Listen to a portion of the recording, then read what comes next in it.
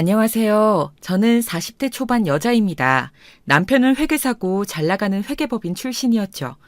물론 저랑 결혼을 전제로 만나고 있을 때의 일입니다. 저는 대기업 회계팀에서 근무하고 있었으니까요. 같은 직종이라서 말이 잘 통했던 남편과는 일로 만난 사이였습니다.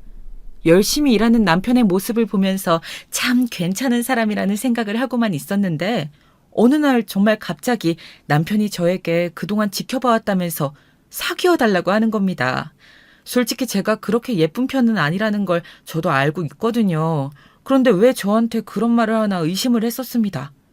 그런데 남편은 업계 사람이라서 관심이 갔고 자꾸 보다 보니 저한테 빠졌다고 올곧게 이야기하는 겁니다. 그 모습에 저도 마음을 열게 되었고 꽤 오래 4년을 만나고 결혼을 하게 되었습니다. 4년 동안 남편은 회계법인에서 열심히 돈을 모아 자신의 회계법인을 차릴 계획을 가지고 있었습니다. 저도 그런 남편의 계획을 지지해주고 응원해 주었죠. 결혼과 동시에 같이 새로 차릴 남편의 회계법인을 준비하고 있었으니까요. 당연히 저의 돈도 들어갔습니다. 결혼은 한 배를 타는 것이니까요. 남편의 회계법인은 결국 저의 것이기도 하다는 생각을 했던 것 같습니다. 그때는 핑크빛 미래를 꿈꾸고 있었으니까요. 여보, 우리 이제 다음 달이면 결혼이고 또 회계법인도 시작하게 되었네. 그동안 너무 고생했어. 내가 적극적으로 밀어줄 테니까 한번 잘해보자고. 여보 회사면 내 회사이기도 하니까. 그럼 당연하지. 벌써 우리가 만난 지 4년, 결혼과 동시에 회계법인도 차리게 되고 정말 뜻깊다. 여보가 아니었으면 아마 더 걸렸을지도 몰라. 여보 덕분에 대출도 거의 없이 해낸 거잖아. 나 정말 여보한테 잘할게. 충성! 여보가 우리 가족한테 잘해주는 거, 난 그것만으로도 너무 고마운걸. 우리 이제 한 배를 탔어. 정말로 나도 시댁 식구들한테 더 잘할게. 고마워 여보. 우리 잘해보자. 제가 남편을 4년 동안 지켜보면서 남편이 참 괜찮고 누구나 탐내할 만한 사람이라는 걸 더 잘 알게 되었거든요. 하지만 남편은 한눈 한번 팔지 않고 저한테 올인하는 모습을 보여주었고 명절 때마다 저희 집 선물까지 챙기는 싹싹한 면도 있는 사람이었습니다.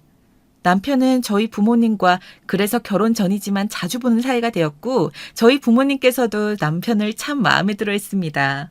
저희 여동생은 4년 동안 해외에서 유학 중이었기에 사진으로만 소식으로만 남편을 접했었고요. 저와 가족들한테 잘하는 남편을 당연히도 너무 좋게 생각하고 있었고요. 실제로 남편과 제 동생이 만난 건 저의 결혼식에서였습니다.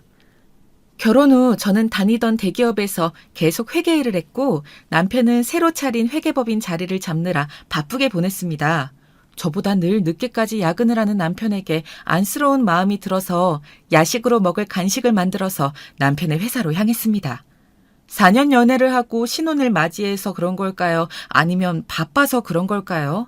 저와 남편은 신혼이라는 알콩달콩함보다 사업 파트너? 인생의 파트너 같은 느낌이 더 강했습니다. 그게 꼭 나쁜 것이라는 생각을 하지 않았기에 남편에게 서운하다는 티 한 번 낸 적이 없었죠. 그런데 저의 동생이 저보다 더 가까이에서 남편을 돕고 있었는 줄은 몰랐습니다. 여보, 야근하느라 고생 많지. 야식 만들어 왔어. 깜짝 놀랐지? 퇴근하고 밥 대충 챙겨 먹고 쉬고 있는데 아직까지도 열심히 일할 여보가 생각나서 안 되겠더라고. 간단히 떡갈비 도시락 좀 쌓아봤어. 왔어? 웬일로 왔대? 그게 늦은 시간까지 처제가 같이 고생해줘서 이미 치킨 시켜 먹었는데. 떡갈비 도시락도 참 맛있겠다. 그치, 처제? 네, 그럼요, 형부. 언니, 내가 회계법인 들어가는 게 꿈이잖아. 인턴처럼 형부네 회사에서 일하는 경험이 도움이 될 것 같아서. 야근하지 말고 형부는 얼른 가라고 했는데 내가 고집 부려서 남아 있었어. 치킨 먹을 때 언니도 부를 걸 그랬다. 미안. 아니, 연희 너는 아직도 집에 안 가고 인턴처럼 일 도와주는 거야 알고 있었지만 야근까지 둘이 같이 하고 있을 줄은 몰랐잖아. 그러면 진작 언니한테 얘기를 하지. 떡갈비 도시락도 맛있을걸? 치킨이랑 다르지. 얼른 이것도 먹고 마저 일해. 고마워 여보. 다음부턴 이야기하고 와. 그러면 우리가 안 먹고 여보랑 같이 먹게 기다릴 수 있으니까. 그것보다 우리 동생 야근까지 시키지 않는 게 더 먼저가 아닐까? 으이구. 나를 놔두고 우리 연희를 데려다가 일하게 하면 어떡해. 내가 도와주는 게 더 빠를 텐데. 연희도 쉬고 싶을 텐데 형부 회사라서 야근하자고 하면 거절도 못할 거 아니야. 우리 동생 너무 부려먹는 거 나 서운해. 아니야, 언니. 아니래도 형부는 야근하지 말라고 했는데 내가 더 현장 경험 쌓고 싶어서 있겠다고 한 거야. 제가 있어서 방해된 거 아니죠, 형부? 당연하지. 처제가 있으니까 한결 수월해. 정말이야. 여보가 도와주면 물론 더 빠르지만 여보도 하루 종일 고생했을 텐데 괜히 내가 더 일하게 하고 싶지 않아서 그랬어. 정말이야. 믿어줘. 하여간 내 남편, 내 동생 둘 다 배려심 넘쳐가지고. 알겠어. 이거 떡갈비 먹고 다시 힘내서 해보자. 내가 도와줄게. 연희는 떡갈비 같이 먹고 얼른 들어가. 알겠지? 알겠어. 언니도 참. 난 언니가 맛있게 싸운 떡갈비 먹고 먼저 퇴근할게. 그럼 되는 거지? 언니는 날 너무 챙겨서 탈이라니까. 뭔가 들키면 안 될 것 같은 현장을 덮친 것 같은 촉이 강하게 왔지만 사랑하는 남편과 친여동생 사이에 뭐가 있다고 생각하는 게 상식에서 벗어난 것이잖아요? 그래서 대수롭지 않게 넘기려고 했습니다. 괜히 의심하면 서로 불편해지기만 할 테니까요. 여동생은 저처럼 회계 쪽으로 취직하기를 원하고 있었고 마침 제 남편이 회계법인을 차렸으니 시기가 딱 좋기도 했습니다. 동생이 제대로 취직하기 전에 인턴을 하면서 준비하면 생활비도 벌고 업무 경험을 쌓기도 좋으니까요. 그런데 그 일을 같이 하면서 둘 사이가 너무 가까워졌다는 생각이 들 때쯤 이 둘은 결국 사고를 치고 말았습니다. 평소처럼 출근한 월요일, 유독 그날따라 집에서 나서기가 싫었는데 남편에게 먼저 출근해보겠다고 인사를 한 게 마지막이 될 줄은 정말 몰랐습니다. 그날 저녁 퇴근하고 돌아와 보니 남편의 흔적이 온데간데 없이 사라진 것 아니겠어요? 미안하다는 편지 한 통 딸랑 남겨놓고 남편은 그렇게 제 인생에서 사라져버렸습니다. 회계법인은 시작한 지 얼마 안 된 상태라 내놓은 지 얼마 안 돼서 바로 다른 회계법인이 들어오기로 한 것 같더라고요. 저는 그런 것도 모르고 남편은 혼자 떠나지 않았습니다. 바로 저희 친여동생과 함께 떠나버렸더라고요. 동생이 남긴 편지는 정말 저를 무너지게 했습니다. 편지 내용은 아직도 생각만 해도 치가 떨리는데요. 남편이 자기한테 어떻게 접근했는지, 왜 떠나게 되었는지가 상세하게 적혀 있더라고요. 저한테 미안해서였는지 저희 엄마한테 편지를 써놨더라고요. 편지 내용은 이렇습니다. 엄마 미안해요. 갑자기 내 짐이 다 사라져 있어서 놀랐지. 형부랑 같이 일하게 되고 나서부터 형부가 신화의 너의 결혼식이라는 노래를 아냐면서 그게 딱 자기가 결혼식에서 날 봤을 때 들었던 감정이라고 그러면서 고백을 해왔어요. 나는 안 되는 걸 알면서도 형부랑 같이 일하는 걸 그만둘 수 없었어요. 나도 언니의 남편이 아니었다면 형부를 좋아했을 거라고 생각해 왔거든요. 엄마한테도 언니한테도 정말 못할 짓이고 이러면 안 되는 거 아는데 멈출 수가 없었어요. 날 용서하지 마요. 언니한테도 용서하지 말라고 전해줘요. 언니 결혼식에서 본 형부를 나도 처음 본 순간부터 좋아했으니까요. 나 혼자만의 마음이겠거니 하고 접으려고 했었는데 형부도 나와 같은 마음이라는 걸 알게 되고 나서는 마음이 그때부터는 내 이성을 넘어서 버렸어요. 나 찾지 마요. 걱정도 하지 말고.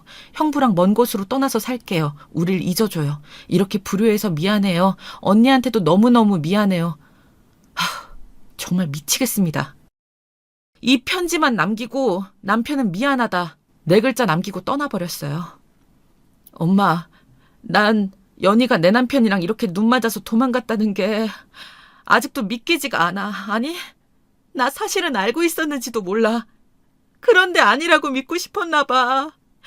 나 이제 어떡하지? 어떡해요? 너무 억울하고 분하고 화가 나. 두 사람 도대체 어디서부터 어떻게 잘못된 걸까? 연희가 내 남편 회사에 들어가지 못하겠어 했는데 내 눈으로 보고도 안 믿기는데 연정이 넌 오죽하겠니? 연희 인연을 그냥 콱! 아니 세상에 남자가 얼마나 많은데 형부랑 바람을 피워. 지금 피가 거꾸로 쏟고 아주 그냥 쓰러지기 일보 직전이다. 도대체 김서방은 무슨 생각인 거라니? 김서방도 편지 써놓고 갔대? 미안하다. 딱 4글자 써놨더라고요. 나 연희가 편지 남겨놓지 않았으면 무슨 일로 사라졌는지 전혀 모를 뻔했네. 이게 말이 돼, 엄마? 나 이제 어떻게 살아? 연희는 제정신이 아닌 것 같은데 남편도 그렇고. 이제 이 둘을 어떻게 해야 돼? 연락도 아무도 안 돼. 나 진짜 어떡해요. 연 끊고 살고 싶다고, 지네들이 행복하게 살고 싶다고 도망간 것들을 무슨 수로 우리가 찾겠냐. 아이고, 이게 진짜 무슨 일이다냐. 동네 창피해서 어떻게 사니? 결혼한 지 얼마나 되었다고. 너랑 김서방이랑 4년이나 진득하게 연애하길래 이런 일이 생길 거라고는 꿈에도 상상 못했었는데, 지금 결혼하고 1년도 안 돼서 처제랑 바람이 나다니. 어디서부터 잘못된 걸까? 엄마, 나 이제 정말 어떻게 해야 될지 모르겠어. 연 끊고 살면서 잊어야겠지? 이게 잊혀질까? 잊고 살아갈 수 있을까? 나 정말 갑자기 연이랑 남편이 사라진 게 거짓말 같아요. 안 믿겨져. 안 믿긴다고.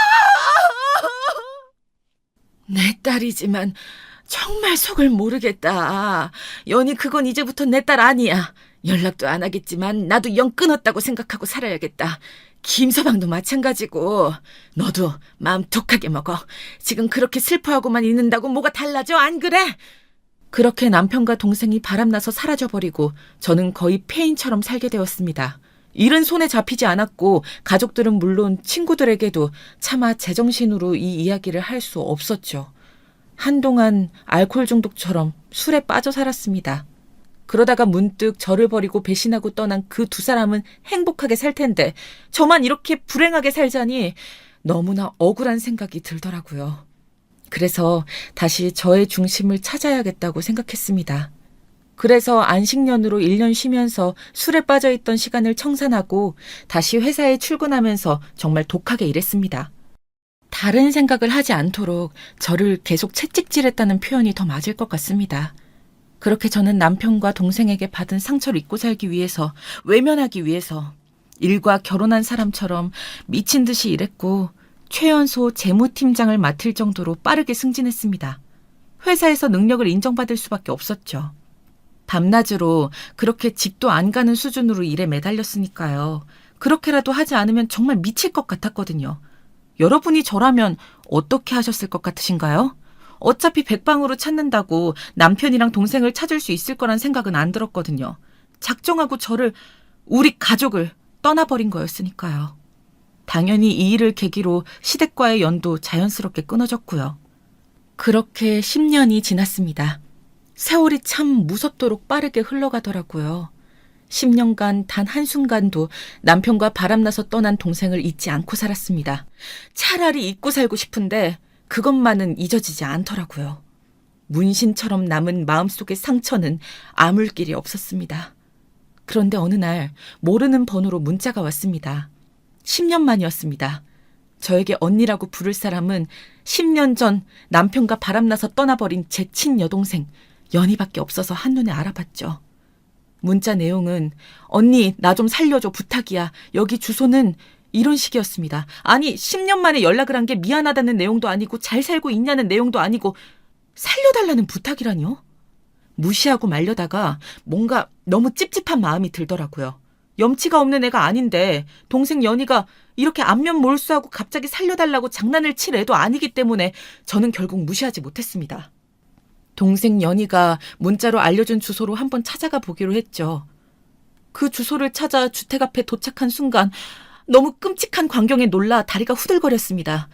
연희가 거짓 같은 꼴을 하고 혼자 나오지도 못하고 밖을 하염없이 바라만 보고 있는 모습이 보였거든요. 저는 문을 열고 동생 연희의 손을 잡고 미친 듯이 도망쳤습니다. 맨발로 뛰쳐나온 연희가 너무 안쓰럽더라고요. 제 차에 얼른 태워서 고속도로로 전진 또 전진했습니다. 옷이 다 해져서 낡아가지고 옷이라고 할 수 없을 정도인 것을 입고 있더라고요. 저는 제 옷을 벗어서 동생 연희에게 덮어주었습니다. 일단은 제가 혼자 살고 있는 집으로 무작정 차를 몰았습니다. 그리고 말없이 옆에서 흐느끼고만 있는 연희를 힐끔힐끔 보면서 속으로 얼마나 놀라고 속이 상했는지 모릅니다. 연희는 도대체 지난 10년 동안 무슨 일이 있었던 걸까요? 왜 그 집에서 문도 혼자 못 열고 갇혀 있었던 걸까요? 동생 연희를 본 순간 구해야겠다는 생각밖에 안 들어서 얼른 동생 연희를 데리고 빠져나왔지만 정말 이해가 되지 않는 것들 투성이었습니다. 그 주소와 저희 집과는 한 2시간 반 정도 떨어진 곳이었기에 한 1시간 정도 도로를 달리다 보니 저도 연희에게 이야기를 들어봐야겠다는 생각이 들어서 말을 걸었습니다. 연희야, 어떻게 된 거야? 10년 만에 연락해서 살려달라니. 너 그러고 있는 꼴을 보니까 내가 못 참겠어서 일단 데리고 도망왔는데 도대체 김준성 그 사람이 너한테 무슨 짓을 한 거야? 말해봐. 다 괜찮으니까. 언니, 와줘서 정말 고마워. 난 다시 세상 밖으로 영영 못 나오는 줄 알았어. 기회가 생긴 순간 언니밖에 안 떠오르더라. 언니라면 와줄 거라고 생각했나 봐. 정말 고마워. 그러면 10년 동안 핸드폰도 없이 산 거야? 집에 갇혀서 사는 것 같던데 왜 네 손으로 문을 열고 나올 수도 있는데 못 나오고 창밖만 바라보고 있던 거야? 도대체 무슨 일이 있었던 거냐니까. 나 너무 놀라서 말도 안 나오고 정말 1시간 달리고 나서야 물어보는 거잖아. 힘들면 천천히 말해줘도 돼. 하지만 진실을 덮을 생각은 하지 말고. 알겠지? 동생 연희는 말없이 끄덕이면서 하염없이 창밖을 바라보며 눈물을 연신 훔치더라고요. 대체 무슨 일이 있었던 건지 저는 정말 상상이 안 가더라고요. 어떤 상상을 해도 해외 유학을 갈 정도로 사교성도 좋고 활발한 동생 연희가 집안에 갇혀서 10년을 살았다는 게 말이 안 되었으니까요. 옷도 다 낡았는데 겨울이었고 집안에 보일러는 틀어놓았던 건지 정말 동생 연희를 말도 안 되는 이유로 학대한 건 아닐까 나쁜 상상들에 사로잡히게 되었습니다. 그러면서 정말 그게 진실이 아니길 간절히 바랐죠. 한때는 저의 남편이었던 사람이니까요. 그 정도로 악질이 아니길 바라고 또 바랐지만 왜 이런 기대는 항상 저버리지 않는 걸까요? 언니, 나 이제 얘기할 준비 되었어. 형부랑 도망치고 한동안은 정말 일도 안 하고 둘이서 신혼처럼 세상에 둘밖에 없는 것처럼 그렇게 살았어. 언니한테 미안할 정도로 말이야. 그런데 그게 나의 죄인 줄도 모르고 그 시간들을 나를 감금하는 족쇄가 되었어. 김준성 그 인간은 악마야, 언니. 그게 무슨 소리야? 회계법인까지 차렸던 사람이 무슨 이중인격이라도 가지고 있었던 거야? 내가 4년 만나는 동안 그리고 1년도 안 되는 세월이었지만 그동안은 정말 착실하고 열심히 사는 사람이었는데 정신적인 문제도 없는 것 같았고 몸도 마음도 건강한 사람이었다고 생각했는데 그게 다 착각이었나? 날 가두기 시작한 건 우연히 우체국 택배 아저씨랑 이야기를 나누는 장면을 목격당하면서부터 시작되었어. 내가 전부 김준성이라는 인간 소유라고 생각했던 거지. 날 같은 사람이 아니라 인형처럼 취급했어. 김준성 그 사람은 집착이 심한 정신병이 있는 사람이었어. 날 그날 처음 때렸어. 때리면서 다른 외간 남자랑 눈도 맞추면 안 되고 이야기도 하면 안 된다면서 날 가두고 묶었어. 집을 벗어날 수 없게 방에 가둬놓고 마음에 안 들면 때렸어. 내 옷을 다 가져다 버리고 지금 입고 있는 이 거적대기만 남겨놨지. 맞으면서 찢긴 것들이야. 뭐? 말도 안 돼. 그런 습성이 있을 거라고는 전혀 생각도 못했는데 왜 하필 너한테 이런 몹쓸 짓을. 난 그것도 모르고 널 너무 원망했어. 김준성 그 새끼랑 같이 날 배신하고 떠났으면 잘 살았어야지. 이게 뭐야? 왜 그동안 도망치지 않은 거야?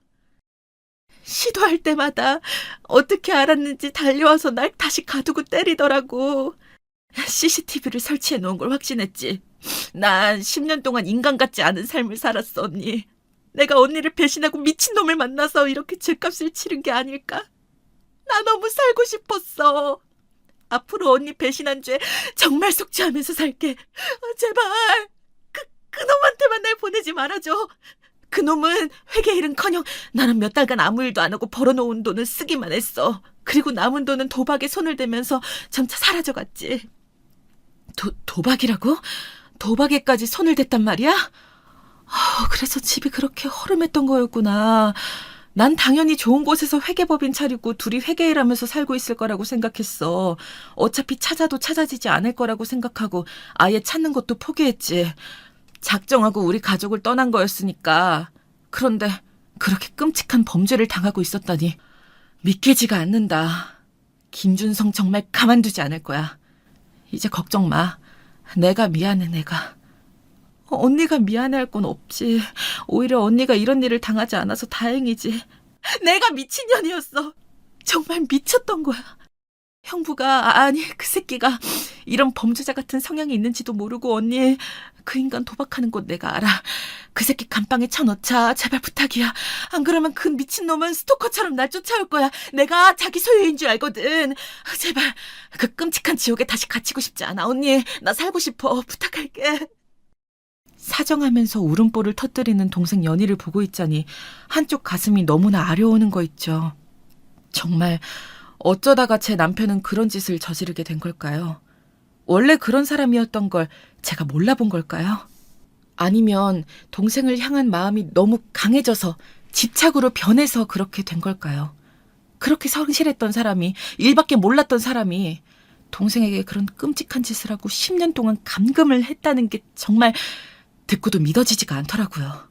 그러나 동생 연희의 꼴을 보니 안 믿을 수도 없는 지경이었고요.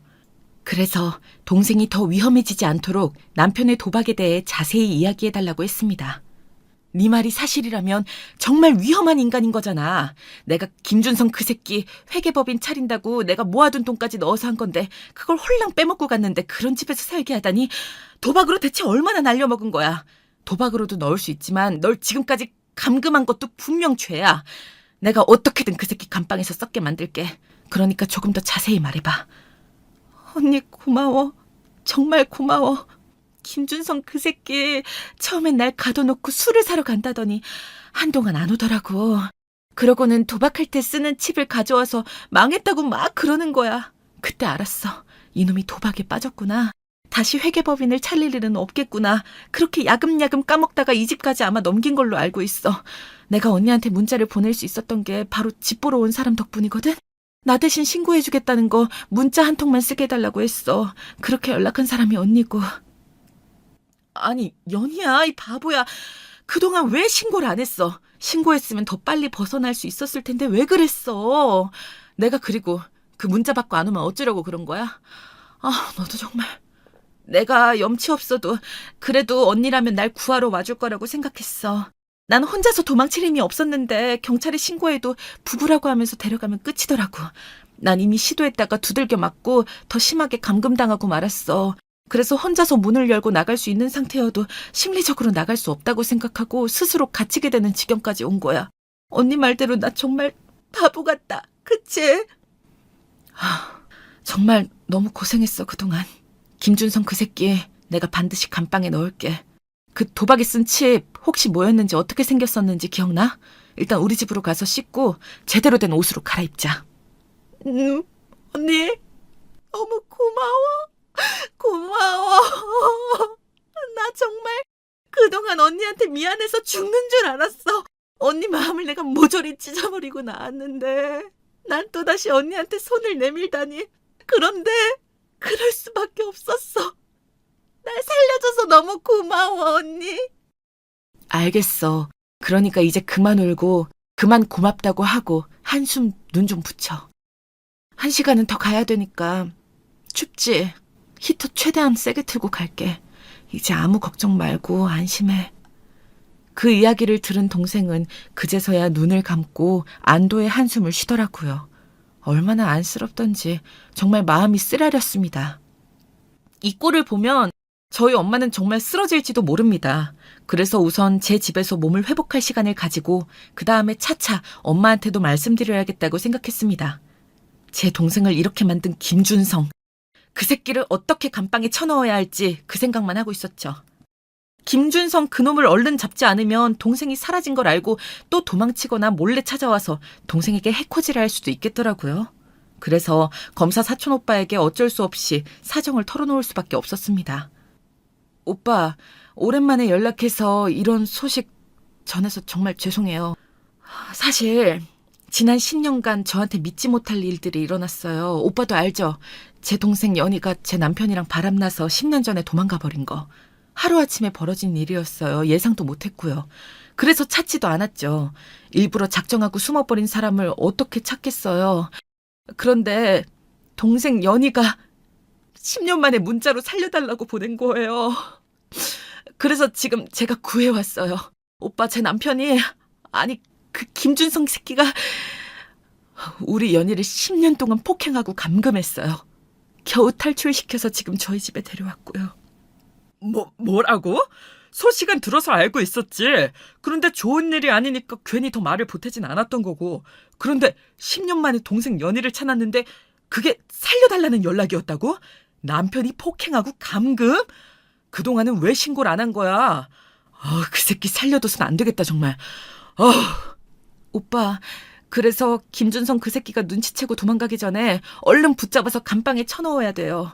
그래서 오빠한테 염치불구하고 이렇게 찾아와서 얘기할 수밖에 없었어요. 저희 좀 꼭 도와주세요.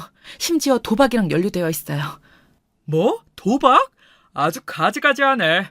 그럼 지금은 도박장에 있는 건가? 단서라도 있으면 내가 당장 애들 데리고 가서 덮치면 되는데 거기 집 주소가 어떻게 된다고? 여기요. 집에서 멀지 않은 곳에 있을 거예요. 동생 연희가 집에서 도망가려고 시도하면 어김없이 바로 찾아와서 때리고 더 강하게 묶고 감금했대요. 집 근처를 중심으로 도박장을 찾아보면 몇 군데 안 나올 거예요. 게다가 회사랑 차까지 모두 팔아서 그 돈으로 도박을 했으니 가까운 곳으로 다녔을 거거든요. 여기 안 그래도 내 후배 검사 관할이거든? 바로 연락해볼게. 너무 걱정 말고 지금은 동생 연희부터 챙기고 있어. 내가 최대한 빨리 김준성 이 새끼 잡아 넣을게. 그나저나 연정이 너도 대단하다. 너도 놀랐을 텐데 연희부터 챙기고 나한테 바로 연락하고 고생 많았어. 저도 신기해요. 그렇지만 동생 연희 모습을 본 순간 미워하고 원망했던 마음은 온데간데 원래 없던 것처럼 기억도 안 나고 정말 동생을 살려야겠다는 생각만 튀어나왔던 것 같아요. 그래서 거기서 여기까지 한 번도 안 쉬고 달려왔고요. 지금도 오빠한테 이렇게 연락하고 부탁하고 그랬잖아요. 저 정말 김준성 이 새끼 잡아야 돼요. 잡아서 우리 연희한테 대체 왜 그랬는지, 저한텐 왜 그랬는지 꼭 물어봐야겠어요. 잘 부탁드려요, 오빠. 나만 믿고 기다려, 연정아. 내가 최대한 빨리 진행시킬게. 동생 연희한테 안부 전해주고 자책하지 말라고 전해줘. 그런 일을 겪은 피해자들은 피해자들한테 계속 세뇌당해서 정신적으로도 힘들 거거든. 그럼 얼른 들어가 봐. 내가 사건 진행되면 바로 알려줄게. 네, 고마워요, 오빠. 저는 동생 연희 돌보러 가볼게요. 뭐든 단서가 잡히면 연락 주세요. 김준성 이 새끼 금방 잡을 수 있을 거예요. 차도 없으니까 멀리 못 다닐 거거든요. 집으로 돌아가면서 동생이 좋아했던 음식을 떠올리며 재료를 샀습니다. 동생이 좋아하는 음식을 오랜만에 해주고 싶었기 때문이었죠. 그런 끔찍한 일을 당한 게 너무 안쓰럽고 제가 그 사람이랑 결혼하지만 않았어도 그래서 둘이 마주치지만 않았어도 이런 일은 안 일어나지 않았을까 그런 생각이 들었거든요. 저를 배신한 두 사람이지만 지금은 피해자와 피해자로 참 세상 일이 어떻게 될지 모르는 거더라고요. 집에 도착해서 마주한 동생은 바들바들 떨고 있었습니다.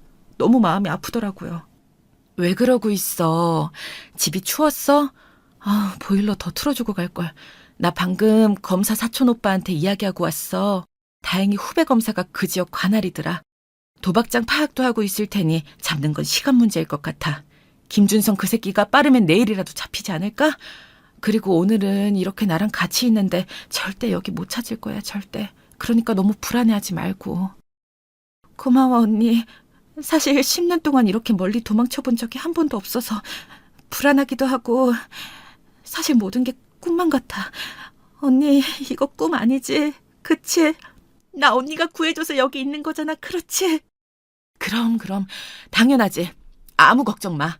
김준성 그 새끼를 이제 다시 보는 일은 없을 거야. 보더라도 법정에서 했겠지. 그동안 10년 동안 너무 고생 많았어. 네가 미웠어도 찾아라도 볼 걸 그랬나 봐. 날 배신하고 남편과 함께 떠나버린 널 찾는다고 무슨 의미가 있나 싶었었어. 그러지 말걸. 널 찾았어야 하는데 미안해. 언니 내가 언니 입장이었으면 절대 날 구하러 오지 않았을 거야. 언니니까 날 구하러 와준 거지. 배신은 내가 했는데 왜 언니가 날 찾지 않은 거에 미안해. 아마 그때 언니가 날 찾았더라도 찾아지지 않았을 거야. 감금은 도망친 지 1년도 안 돼서 시작되었거든. 정말 그 새끼 벌받게 하자. 그런 잘못된 생각으로 너한테 저지른 범죄들 다 죗값 치르게 해야지. 내가 반드시 꼭 그렇게 만들 거야. 꼭 할 거야. 동생 연희에게 새 옷을 주고 좋아하는 음식들을 차려주고 같이 이야기를 하다 보니 어느새 새벽이 되었더라고요. 동생 연희를 재우고 심란한 마음을 이제야 털어볼 수 있었죠. 저도 그날 하루 너무 길고 힘들었거든요. 문자를 보자마자 불현듯 이끌리는 마음에 안 가면 찝찝할 것 같은 그 마음에 달려간 곳에는 사람 꼴을 하지 않고 있던 10년 전 남편과 함께 도망간 친여동생이 있었으니까요. 그것도 처참한 몰골을 하고서요. 심리적으로도 신체적으로도 굉장히 미약한 상태였습니다. 멀쩡했던, 활발하고 잘 웃던 저의 소중한 동생을 그 꼴로 망쳐놓다니 남편이, 아니, 김준성 그 새끼가 정말 너무나 믿고 찢어 죽이고 싶더라고요. 저는 10년 만에 갑자기 일어난 일에 그날 새벽 뜬 눈으로 지새우게 되었습니다. 그리고 이 간절한 마음을 하늘도 알아주었던 걸까요? 다음날 검사 사촌 오빠에게서 김준성 그 새끼를 검거했다는 소식을 바로 들을 수 있었습니다. 얼마나 안도가 되었는지 모르겠습니다. 그래서 동생 연희에게 바로 이 소식을 말해주고 저는 경찰서로 달려갔습니다. 정말 내 동생 연희한테 왜 그랬는지, 저한테는 왜 그랬었던 건지 물어봐야만 했었거든요. 김준성, 너 왜 그랬어? 왜 그랬어? 내 동생 연희랑 같이 하루아침에 사라져버린 지 10년이야. 데려갔으면 잘해줬어야지. 끝까지 성실하게 살았어야지. 감히 감금에 폭행을 해? 나한테 뜯어간 돈으론 도박을 했더라. 네가 인간이니? 아, 너였구나. 네가 연희를 데려갔어, 맞지? 10년 전에 남긴 말 그게 다야.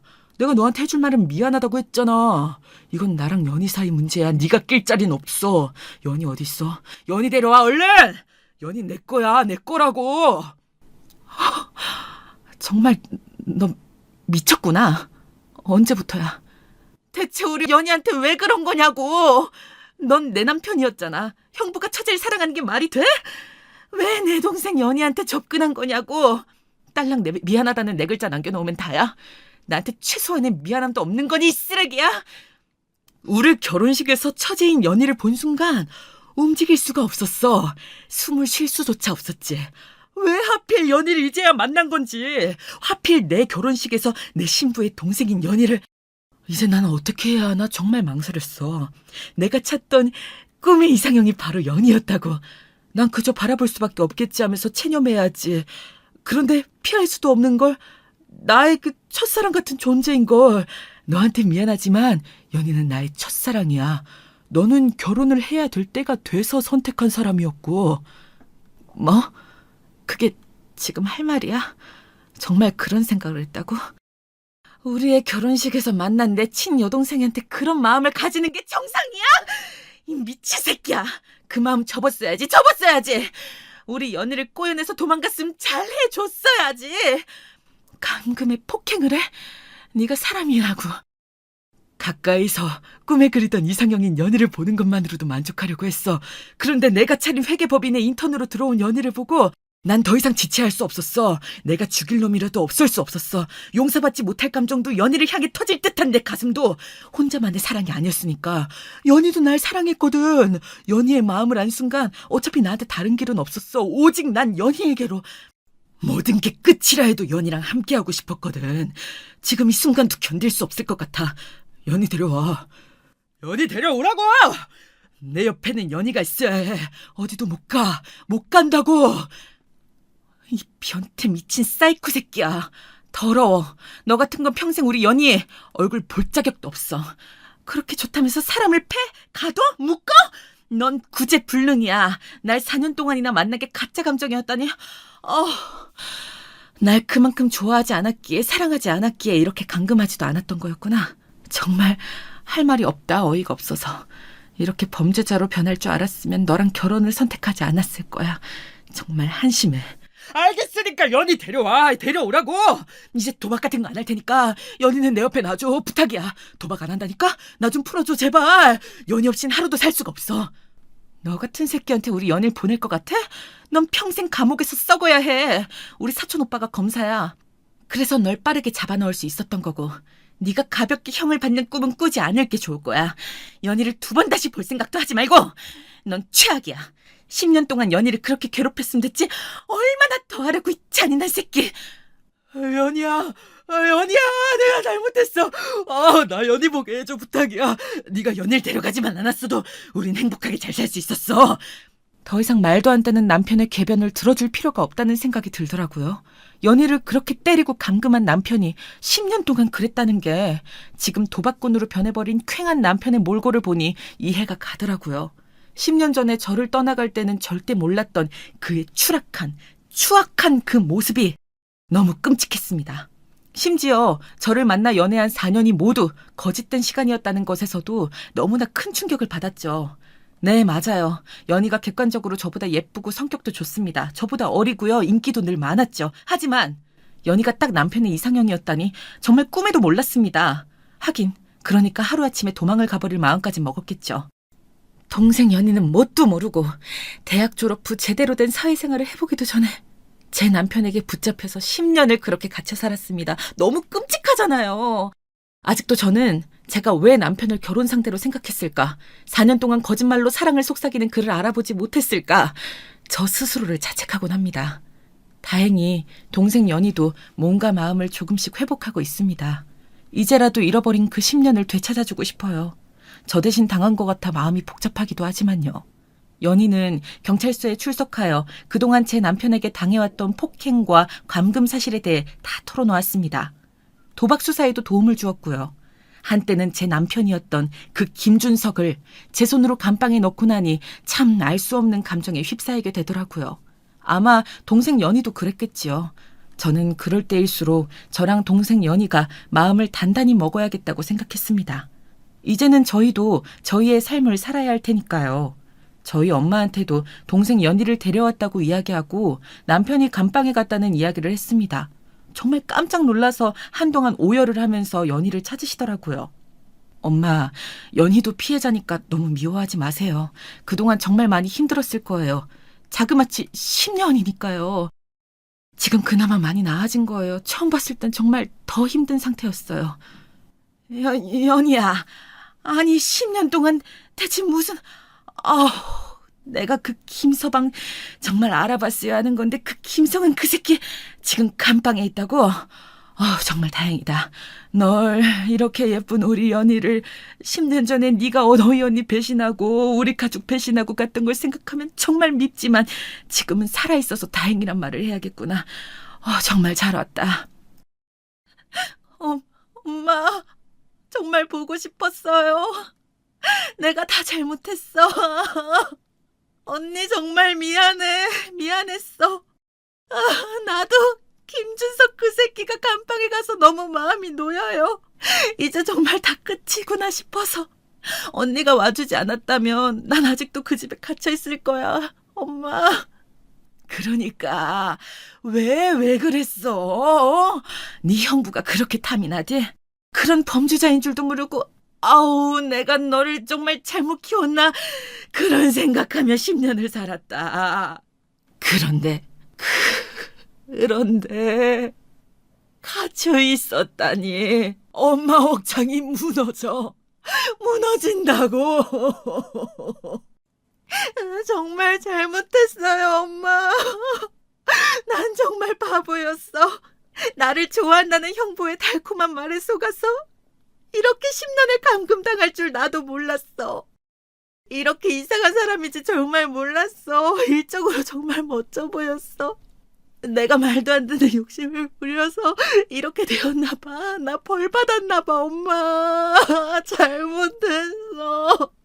엄마, 동생 연희도 많이 힘들었어요. 나도 연희가 많이 미웠지만 그 집에서 탈출시킬 땐 정말 얘를 살려야겠다는 생각밖에 안 들었다니까요. 이제 우리 다시 시작해요. 그 악마 같은 김준성 때문에 우리 모녀가 힘들게 살면 안 되잖아. 억울하잖아. 그래. 연정이 네 말이 맞다. 우리 지금이라도 김서방 따위 다 잊고 새 출발해야지. 그렇고 말고. 그동안 연정이랑 연희 둘 다 너무 고생했잖니? 안 겪었으면 좋았겠지만 지금부터라도 더 이상 김서방한테 연연하지 말고 살아보자.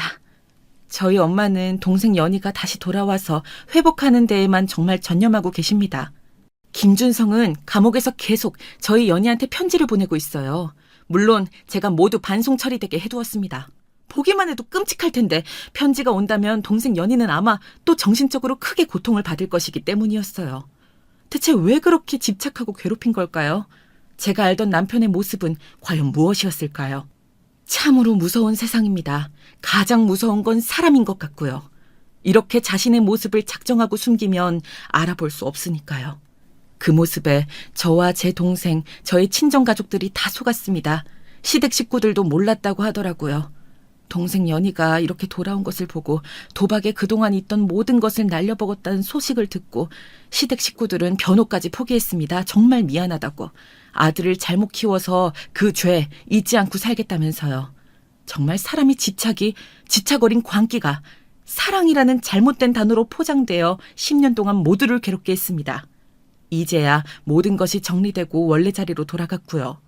제가 남편에게 속아서 받지 못하는 도박으로 날린 자산들은 정말 아깝고 어쩔 수 없지만 그래도 동생 연희가 살아서 돌아온 것에 감사하며 살려고 합니다.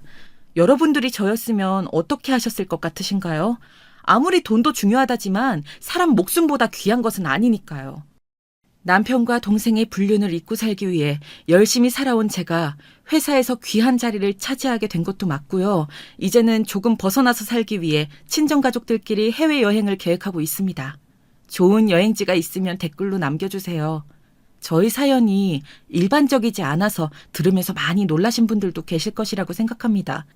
사람 함부로 믿으면 정말 안 되는 것 같습니다. 지금이라도 마음을 다잡고 범죄를 저지른 남편을 감방에 넣고 동생을 다시 되찾은 저에게 응원의 한마디씩 남겨주시면 앞으로 살아가는데 큰 힘이 될 것 같습니다. 긴 사연 들어주셔서 감사합니다. 안녕하세요. 저는 자식들 다 키워놓고 정년 퇴임을 한 전직 교사입니다. 이렇게 인사드리게 되어 반갑습니다. 저는 직업이 교사였다 보니 아이들도 좋아하는 편이고 매사 인내심이 강한 편입니다. 주변 사람들은 다들 제 성격이 온화하고 다정하다고 많이 말하는데 제가 생각해도 그런 면이 있는 것 같아요. 그런데 저는 이번에 큰일을 겪고 나서 그렇게 사는 것만이 꼭 정답은 아니라는 것을 알게 되었습니다. 지금부턴 그 일에 대해서 말씀드릴게요. 제겐 30이 넘은 아들이 한 명 있습니다. 아들은 조금 늦은 나이에 결혼해 제 속을 애태웠는데요. 요즘 젊은 사람들의 결혼 정년기가 많이 늦어졌다곤 하지만 엄마들 마음에선 아들이 얼른 장가가 가정을 이루는 모습을 보고 싶어 결혼하라고 재촉도 많이 했답니다. 저희 아들은 의사인데요. 워낙에 공부량도 많고 일 자체가 바쁘다 보니 아무래도 누군가를 만나는 게 쉽진 않은 모양이더라고요. 그래서인지 선자를 주선해줘도 만남이 잘 성사되지 않는 듯 싶었어요. 제가 이렇게 아들의 결혼을 바랬던 이유는 아들이 가정을 통해 안정감을 찾았으면 하는 마음에서였는데요. 왜냐하면 아들이 어렸을 적 저는 아들에게 안정된 가정을 선물해주지 못했기 때문입니다. 남편과 이제 정이부터 부부로서 살아나가려던 때 겨우 20대의 시절 너무 젊디 젊은 날 갑작스럽게 남편의 비보를 접하게 되었습니다. 아이고, 이를 어째? 글쎄 지금 자기 남편이 응급차에 실려갔대. 뭐라고요? 아니 그게 무슨 말이야? 내 아들이 응급차에 실려갔다니? 사고를 당한 것 같아요. 아까 저기 상가 건물에 불이 크게 났었는데 그 안 가게에 있었나 봐요. 아우 어쩌면 좋아요. 동네 아주머니가 눈물을 글썽이며 전한 비보에 급히 시어머니와 함께 병원으로 달려갔지만 남편은 이미 이 세상 사람이 아니었습니다. 시어머니는 그대로 쓰러졌고 저는 혼미한 정신을 가눌 길이 없어 그대로 응급실 베드를 부여잡고 서 있었습니다. 드라마를 보면 중환자실 앞에서 오열하는 장면이 참 많이 나오던데 저는 그 젊은 나이에 알아버렸답니다. 사람이 너무 충격을 받으면 눈물조차 나오지 않는다고요. 현실을 인정하기 힘들었던 전 남편의 장례식 내내 물 한 모금 제대로 먹지 못했어요. 동네 아주머니가 겨우겨우 떠주시는 물을 받아 먹어가며 그래도 살아야지 다짐했는데 머릿속으로는 남편 생각을 떨쳐내지 못하고 있었지요.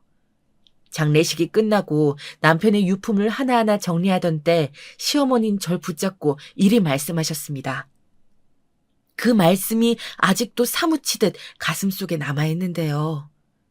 너나 나나 산 사람은 살아야 한다. 거기다 넌 앞날이 창창하지 않니? 떠나거라. 어머니, 안 가면 안 될까요? 저 그 사람을 잊을 수가 없어요. 가거라. 시어머니는 이 한마디만 하시곤 등을 보이셨어요. 그 등이 새삼 차갑고 두렵게 느껴져 저도 모르게 등을 껴안고 앙앙 울음을 토해내고 말았지만요. 당시 전 시어머니의 손길이 필요했습니다. 남편을 아주 많이 닮은 우리 어머니가요. 당시 제 뱃속엔 남편의 아이가 살아 숨쉬고 있었기 때문입니다. 저는 그제야 그때까지 숨겨왔던 임신 사실을 토로했고 놀란 눈을 꿈뻑이시던 시어머니는 이내 저를 받아주셨습니다. 친정집에선 과부가 된 저를 안쓰럽게 여기시며 얼른 친정으로 돌아오시길 바라는 눈치였지만 저는 아이를 낳을 때까지만이라도 시어머니 옆에 남아있고 싶었습니다. 남편의 자취를 조금이나마 느낄 수 있는 공간에서 남편을 닮은 사람 옆에서 마음의 깊은 공허함을 채우고 싶었죠. 그게 태어날 우리 아이를 위해서도 좋을 거라 생각했어요. 하지만 막상 아이가 태어나자 제겐 또 다른 사건이 터지고 말더군요. 시아버지가 암에 걸리셨다는 소식이었어요. 세상에, 말도 안 돼요, 선생님. 정말이에요? 정말 이 양반이 암이에요? 시아버지와 시어머니는 금슬이 나쁘지 않은 부부이셨습니다. 서로 얼굴도 별로 못 보고 후다닥한 결혼이었지만 부부의 정이 깊으신 그런 사이였달까요? 그래서인지 어딜 가도 손을 꼭 붙잡고 다니셨고 인꼬 부부라는 별명이 따라붙기도 하셨어요. 시어머니는 이 소식으로 크게 상심하신 건 물론이고 시아버지를 곧 따라갈 것 같은 파리한 기색으로 병간호를 하셨답니다. 저도 시아버지가 조금이나마 오래 사시길 바랬지만 사람의 죽음은 인간이 관여할 수 있는 영역이 아니더군요. 전날 밤까지만 해도 차도가 좋다 했던 시아버지께서 갑작스레 암이 빠르게 퍼지시더니 한 달도 안 되는 시간에 눈을 감게 되셨답니다. 아들에 이어 시아버지까지 보내셨으니 그 심정이 오죽하셨을까요? 저는 도무지 시어머니 곁을 떠날 수가 없겠더라고요. 너 얼른 들어와. 죽은 남편 시어머니 옆에서 뭐 하려는 거야 대체? 눈에 친정 식구들과 키워야 할 아들이 아른가렸지만 당분간 마음을 회복하실 때까지만이라도 곁에 있어드리자 여겼어요. 그렇게 시어머니와 함께 보낸 세월이 무려 20년이었네요. 그 사이 저는 교사로서 본분을 다하면서 아들을 나름 훌륭하게 키워내려 애썼답니다. 하지만 아무리 제가 교육적인 부분을 더 지원해 줄 수 있다 하더라도 아들에게 가장 필요한 아버지란 존재가 없었으니 그 점이 늘 미안할 뿐이었습니다. 특히 아들이 울며 집에 들어와 친구들이 자기를 놀렸다는 말을 할 땐 가슴이 찢어지는 듯 했어요. 엄마, 나는 왜 아빠가 없어? 나도 아빠 만들어주면 안 돼? 아빠 만들어줘. 만들어 달란 말이야. 그게 미안해, 성현아. 미안해, 우리 아들. 저는 그저 아들을 감싸고 달래며 미안하단 말을 수없이 되뇌일 수밖에 없었어요. 그런데 어렸을 적엔 그렇게 약하고 잘 울었던 아들이 어느새 장성하여 씩씩하게 크는 듯 하더니 다른 면모를 보이더라고요. 전교권에서 1등이란 성적표를 받아오는 겁니다. 그리고 자신은 의대에 가겠다고 하더라고요. 엄마, 나 의대에 가서 아픈 사람들을 돌보고 싶어요. 그때 우리 아버지도 조금만 응급처치가 빨랐으면 살 수 있었다고 했잖아요. 다른 사람들에겐 그런 고통 겪게 하고 싶지 않아요.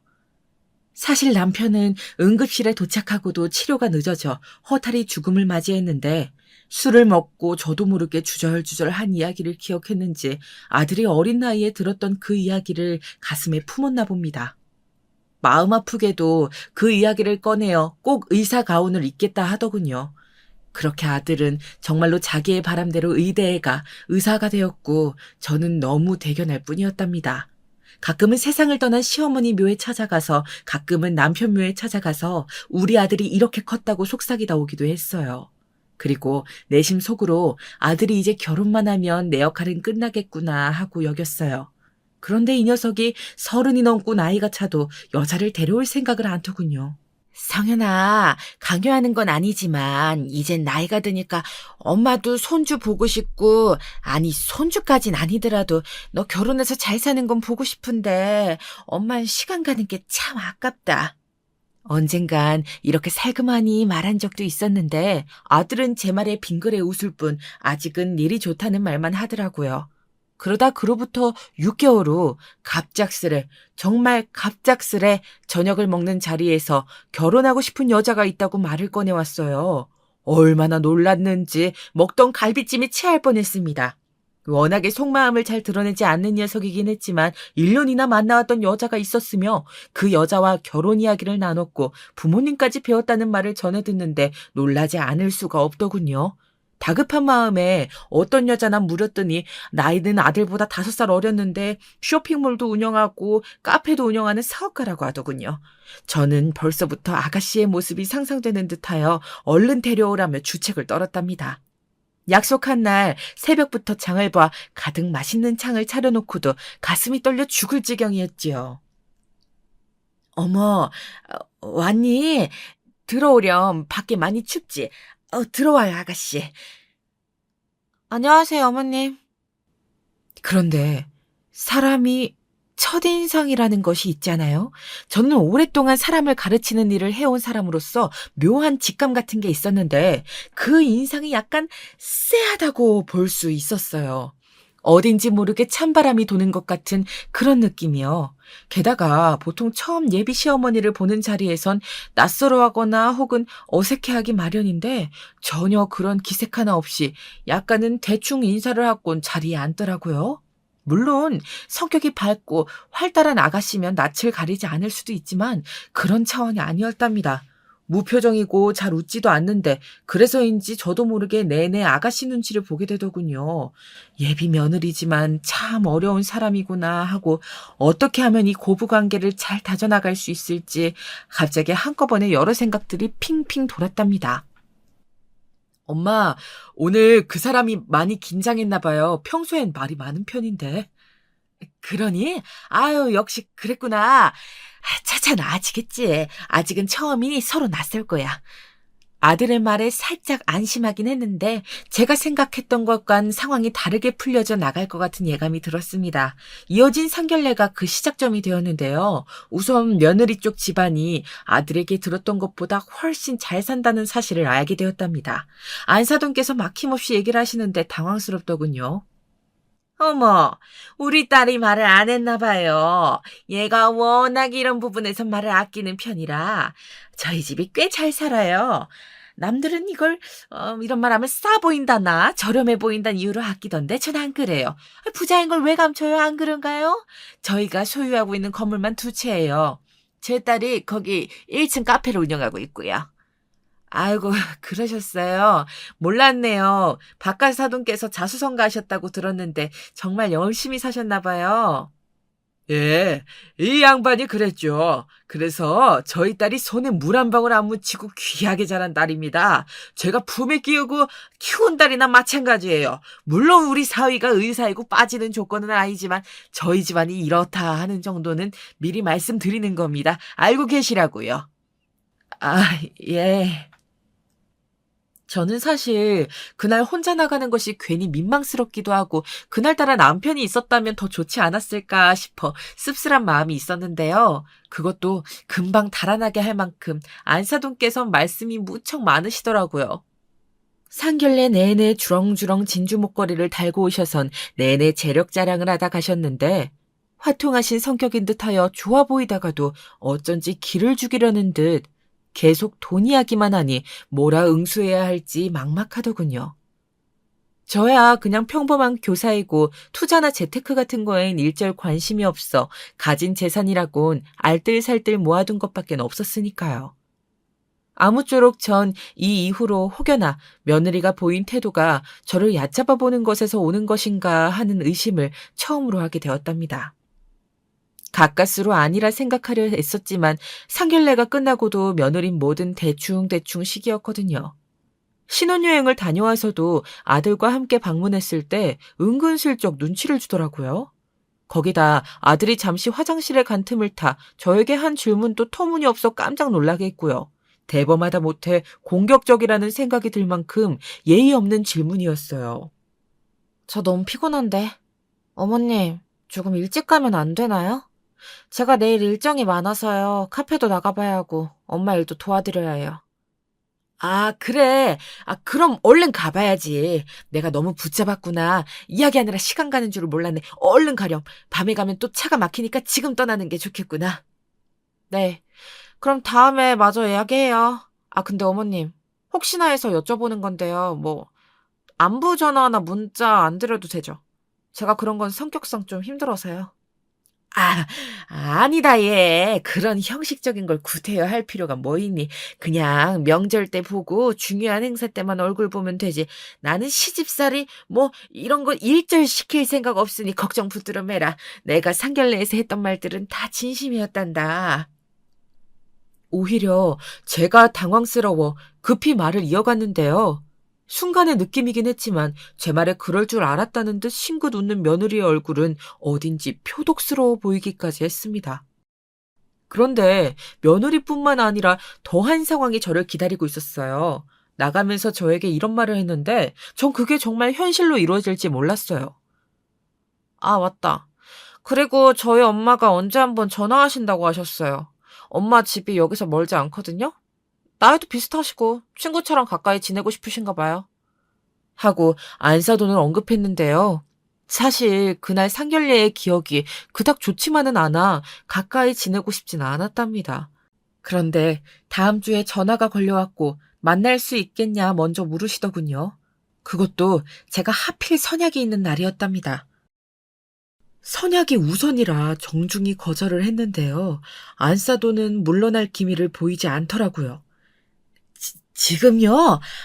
지금은 좀 곤란한데 선약이 있어서요. 시간도 늦었고 다음에 저녁도 같이 할 겸 이번 주말에 보는 건 어떨까요? 느낀요. 약속은 다음으로 미루시면 되죠. 얼른 나오셔요. 제가 좋은 구경 시켜드릴 테니까. 안사도는 그렇게 말하며 기사를 저희 집 앞에 보내겠다고 했습니다. 아이들을 생각해서라도 더 거절했다간 곤란하게 될 것 같아 어쩔 수 없이 수락하고 집 밖으로 나왔는데 정말 집 앞에 저를 데리러 누군가 와 있더라고요. 저에게 사모님이라 부르며 안사돈이 있는 곳까지 데려다 준다 하더군요. 그 차를 타고 가니 안사돈이 백화점 앞에서 저를 기다리고 있었어요. 그리고 그 자리엔 예상치 못한 한 사람이 더 있었는데 바로 며느리였습니다.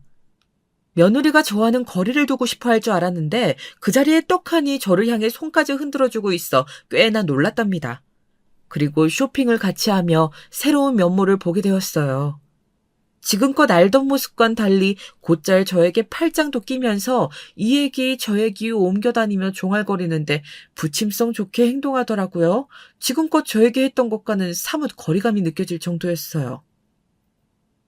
어머님, 이 지갑 어머님한테도 어울릴 것 같아요. 제가 하나 사드릴게요. 아, 아니야. 난 이런 비싼 거 필요 없어. 에이, 신혼여행 선물도 제대로 못 해드려서 마음에 걸렸는데요. 제가 하나 해드릴게요. 이걸로 결제해주세요.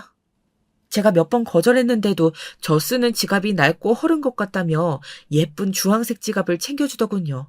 지갑 선물은 원래 그냥 하는 게 아닌데 현금이 없어 못 넣어드려 죄송하단 말까지 하면서요. 순간 제가 알던 며느리가 맞나 하는 생각에 머리를 한 대 맞은 것 같기도 했답니다. 며느리는 시종일관 애교를 부려댔고 반면 안사도는 저를 초대해놓고도 제가 있는지 없는지 모르는 듯 했어요. 명품관을 한 바퀴 돌더니 이 가방을 들었다 저 가방을 들었다 하며 혼자 신나게 쇼핑을 하더군요. 그런데 거기서 일이 생겼어요. 쇼핑을 하면서 지켜보니 직원을 대하는 태도가 상당히 무례하다고 느꼈는데 기어코 작은 언쟁이 일어난 겁니다. 아니, 이거 내가 저번에 내가 사겠다고 먼저 셀렉해놓고 간 거잖아요. 고객님, 여기엔 그런 말이 적혀 있지 않아서요. 다시 한번 확인해 주시겠어요? 내가 확인할 게 뭐가 있어. 너 지금 잘리고 싶니? 백화점 명품관 고객을 이렇게 대하면 니들 모가지도 같이 날아가는 거 몰라? 얼마나 무례하게 행동하는지 순간 너무 창피해 저도 모르게 주변을 둘러보게 했어요. 며느리가 말려 겨우 백화점 밖으로 데리고 나갔는데요. 안사도는 분이 풀리지 않는지 혼자 계속 직원들을 욕을 하며 씩씩거리더라고요. 그러다 자기 기분도 풀 겸 와인을 마시러 가야겠다며 저를 끌고 다짜고짜 차에 탔는데요. 그렇게 이어서 저희의 만남은 원치 않게 레스토랑까지 가게 되었지요. 그런데 그 레스토랑에서 전 안사돈과 예상치 않은 일이 터져 언성이 높아지게 되었답니다. 제 평생 이런 일은 손에 꼽는데 그날만큼은 저도 골맞던 상처가 건드려져 참을 수가 없더군요. 일단 먼저 메뉴판을 보고 저도 먹고 싶은 걸 주문하곤 기다리는데 안 싸더니 제가 메뉴판이 영어라 못 읽을 거라 생각했는지 제대로 잘 골랐냐고 묻더라고요.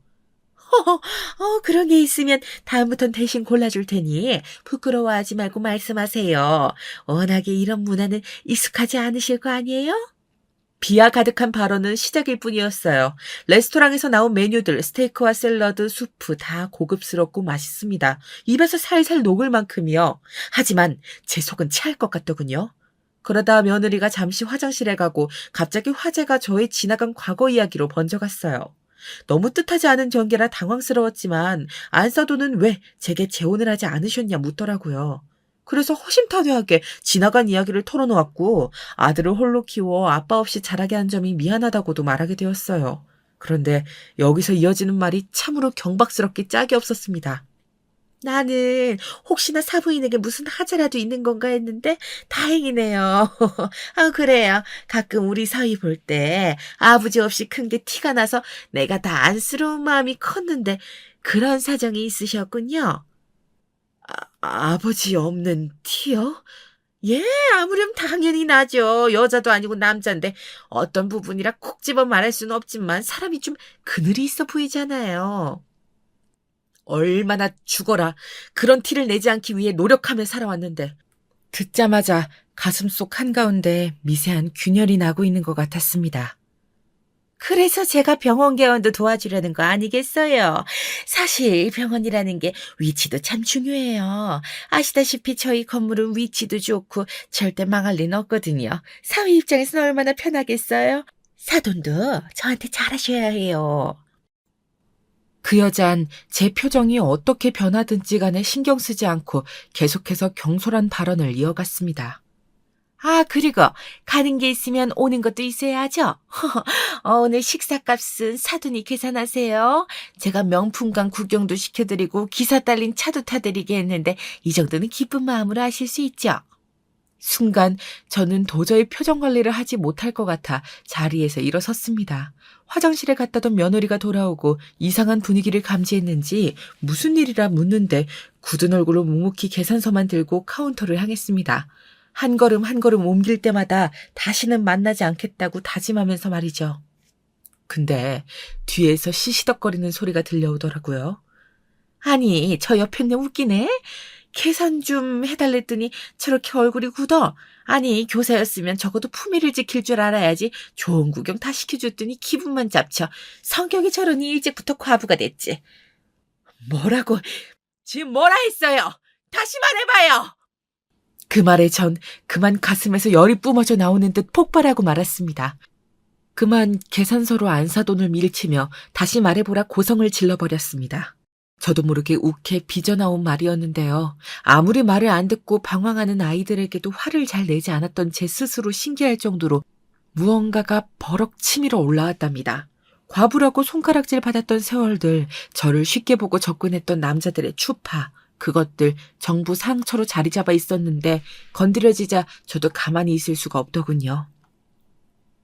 제 고함에 안사도는 당황해하더니 자긴 그런 뜻이 아니었다며 둘러대더라고요. 며느리 손을 붙들고 쏜살같이 도망가는데 전 올라오는 서러움에 눈물을 쏟아냈습니다. 그대로 집에 돌아와서 한참을 생각해봐도 어찌나 화가 나던지 어쩜 저런 무례한 여자가 있는지 온몸에 열이 오르며 뜨거운 피가 흐르는 기분이었습니다. 그러다 두통까지 몰려와 어떻게 잤는지도 모르게 서둘러 잠에 들었는데요. 그 주 주말 손님이 찾아왔어요. 며느리였습니다. 불편한 이야기가 진행될 게 뻔해 어찌해야 하나 고민되었는데 과일까지 사들고 온 걸 봐 어쩔 수 없이 문을 열어주었어요. 어머님 많이 화나셨죠? 우리 엄마가 진짜 말이 가끔 너무 가시 같을 때가 있어요. 제가 죄송해요. 저 오늘 사과드리려고 왔어요. 며느리는 마치 자신이 잘못한 듯 계속 사과를 하더군요. 사실 자기가 한 말은 아니었지만 사과를 해서라도 기분을 풀어주려는 그 마음은 고마웠답니다. 물론 안사돈을 용서할 수는 없었지만 며느리에겐 무슨 죄가 있나요? 시간이 지나기도 했고 며느리가 이렇게까지 하는데 저라고 계속 뻗대고 있을 수 없었어요. 며느리가 진심으로 전한 사과에 그날 저도 모르게 스르르 마음이 풀렸답니다. 그리고 어쩌다 보니 술도 한 잔 가볍게 하게 되었는데요. 좋은 와인을 가지고 왔다며 슬그머니 꺼내는 며느리의 애교에 녹아 둘이서 유리잔에 와인을 담아 홀짝거리게 된 거예요. 이때 전 아주 중요한 대화를 나누게 되었는데요. 지금껏 듣지 못한 며느리의 진심을요. 어머님, 사실 전 처음에 시댁살이 당할까봐 무섭기도 해서 일부러 피하려고 들었어요. 주변에 시집살이 당하는 친구들이 많았거든요. 근데 어머님 살아오신 세월 이야기 들어보니까 얼마나 좋은 분인지 알겠더라고요. 솔직히 너무 감동받았어요. 그래서 저 어머니랑 더 친해지고 싶어요. 마치 딸처럼요. 저 딸처럼 대해주실 수 있죠. 저도 어머님을 엄마라고 생각하고 잘할게요. 말 하나에도 천냥빚을 갚는다는 말이 있잖아요. 말 하나도 참 예쁘게 하는 며느리에게 그날 조금 마음이 가더군요. 그 후로 저는 며느리와 서서히 돈독해졌어요. 이런 변화에 아들 역시 놀라더라고요. 며느리가 콘서트 티켓을 예매해 주어 같이 가게 되었는데 아니 오늘 또 둘이서 시간을 보낸다고요? 이러다 정말 딸 챙기시는 거 아니에요? 하하 하며 기분 좋게 웃더라고요. 아들도 내심 좋아하는 눈치였습니다. 사실 아들은 이미 병원 일로 너무 바빠 마음이 가까워도 물리적으로 시간을 보내기가 힘들었는데 며느리가 있으니 그렇게 마음의 허한 부분이 채워지는 듯 했습니다. 특히나 학교를 그만두고 나서부턴 더더욱 그러했어요.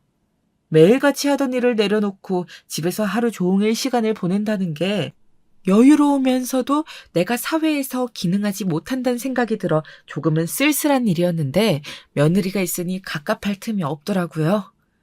아유, 딸이 엄마를 더 많이 닮았네. 정말요?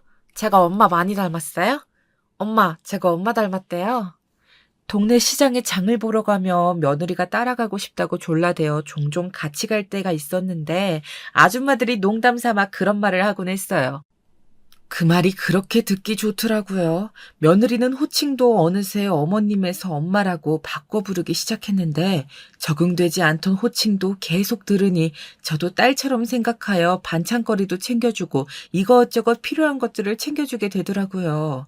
그러다 너무 좋은 소식까지 덤으로 얻게 되었답니다. 이 소식을 들었을 땐 제가 마치 그 일을 겪은 것처럼 얼마나 기뻤는지 모릅니다. 저 임신했어요. 나 너무 좋아서 진짜 날아갈 것 같아요. 벌써 2개월이래요. 며느리가 임신을 했다는 소식이었습니다. 아들이 나이가 적지 않던 터라 조금 걱정스러웠는데 다행히 며느리 나이가 젊어 금방 임신이 된 모양이더라고요. 며느리의 아이같이 순수한 반응에도 절로 웃음이 터져 나왔습니다. 먹고 싶은 거 해줄 테니 입덧만 가라앉으면 뭐든 말해. 요리 실력은 별로인데 열심히 만들어 보마. 엄마 짱이에요. 사실 저희 친정엄마도 요리는 늘 가정부 아주머니가 해주셔서 잘 못하는데 저 엄마 음식으로 호강하겠네요. 며느리는 엄마가 2명이니 너무 좋다면서 임신 후 이것저것 먹고 싶은 것들을 주문하곤 했는데 저는 정말로 제가 집에서 할 수 있는 요리들은 레시피를 찾아가면서라도 다 해다 바쳤어요. 나중엔 이 행동을 정말 뼈저리게 후회하게 되었지만 그때는 기쁜 마음으로 해주었답니다. 내게 소중한 손주에게 먹이는 음식이니만큼 며느리에게 해주는 음식이니만큼 비싼 재료도 공수하여 영양식이라고 갖다 주기도 했지요. 그 보답으로 며느리는 제 생일에 비싼 선물을 택배로 보내주었는데요. 하지만 며느리의 행동이 언젠가부터 변하기 시작했어요. 며느리는 아이를 출산하자마자 저에게 도움을 요청했고 저는 흔쾌히 수락하여 며느리를 도와주고 있었어요. 아직도 기억나는 그날은 제가 손주를 봐주고 있던 날이었는데요. 당연히 손주니 얼마나 예쁘겠어요. 문득 아들 어렸을 적 생각도 나 저도 모르게 아이 볼을 쓰다듬는데 갑자기 버럭 고함 소리가 들리더라고요. 어머님! 조심해 주셔야죠. 그렇게 긴 손톱으로 쓰다듬으시면 어떡해요. 아니, 나는 내 손톱이 그렇게 긴가? 그젯밤에 자른 건데 아이 볼에 상처가 난 것도 아니고. 그래도요. 손은 씻으셨죠? 무조건 씻으셔야 돼요. 며느리 집에 가면 1분 이상 손 씻게 하는 건 물론이고 전 며느리 집에 들어가자마자 샤워부터 해야 했어요. 제가 비위생적인 손길로 아이를 만지려 드는 게 싫다면서 그렇게 하라 우기는데 속으론 화가 났습니다. 내가 수락해서 한 일이긴 하지만 부탁하는 입장에서 이렇게 시어머니에게 무리하게 구는 건 정도가 지나친 게 분명했어요. 그래서 그날은 제가 며느리를 붙들고 솔직한 심정을 이야기하며 조금 과민해진 것 같다고 말했더니 순순히 자기가 조심하겠다고 하더라고요. 하지만 손주를 봐주는 날이 늘어나다 보니 저도 점점 힘에 부쳐 쉬고 싶은 기색을 내비추었는데 그때마다 곧바로 따가운 눈총이 날아들어왔습니다. 그러면서 자기 입장을 열띠게 설명하는데 그제야 며느리가 왜 갑자기 저에게 잘 대해주었는지 알 수 있었습니다. 어머님, 저 스트레스 지금 정말 많이 받고 있어요. 출산한 것도 힘들어 죽겠는데 일도 못하지, 친구들도 못 만나지. 얼마나 갑갑한지 알아요? 그래, 네 심정은 이해한다. 그런데 원래 엄마가 되어가는 과정이 다 그런 거야. 한 아이를 책임지려면 네 삶도 내려놓을 줄 알아야지 매번 너 하고 싶은 대로만 하고 살 순 없는 거란다.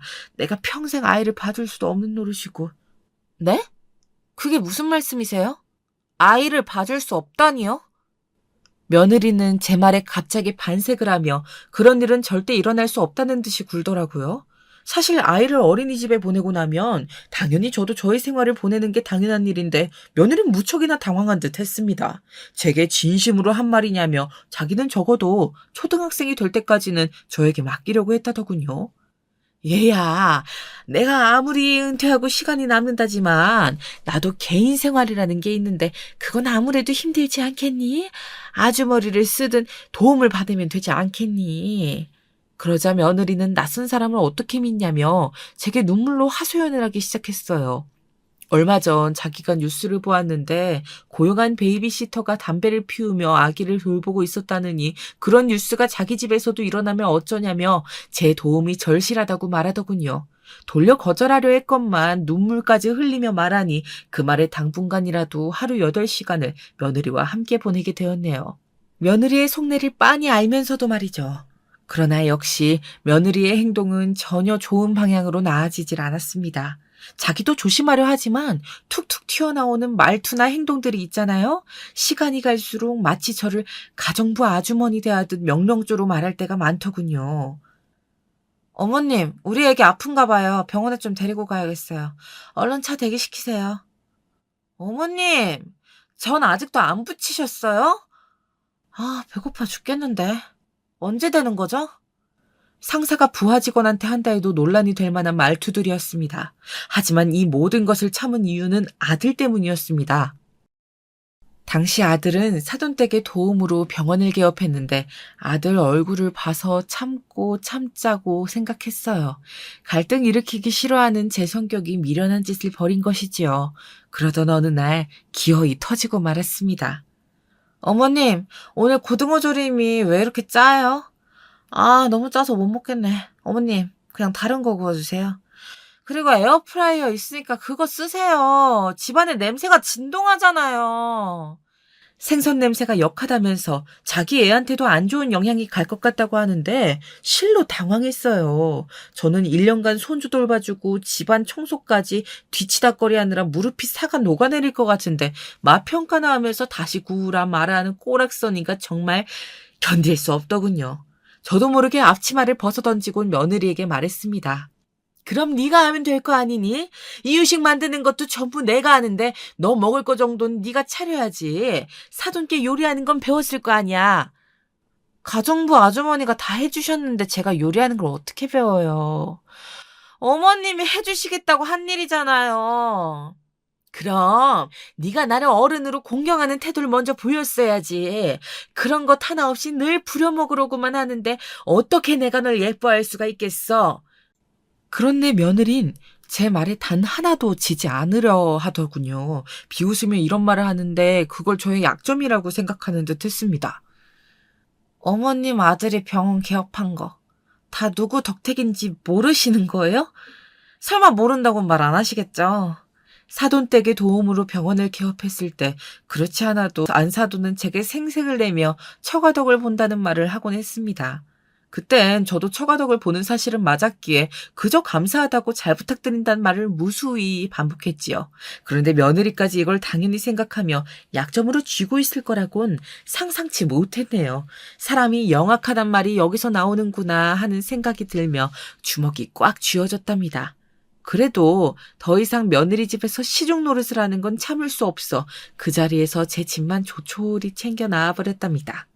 집에 가면서도 손주 얼굴이 아른거려 마음은 불편했지만 제가 그 집에 더 있다간 병원 신세를 질 지경이었어요. 제가 며느리 집에서 나가자마자 안사돈에게 연락이 오더라고요. 다분히 저를 위협하는 전화였습니다. 아들 병원 빼고 싶지 않으면 당장 며느리 집으로 돌아가란 말이었는데요. 죄송하지만 그건 힘들겠네요. 앞으로 며느리 보고 직접 하라고 하세요. 그래야 엄마 되는 거 배우지 않겠습니까? 그러고 전화를 끊어버렸답니다. 아들은 아들 나름대로 힘든지 안사돈에게서 압박을 받았다며 저에게 전화가 걸려왔어요.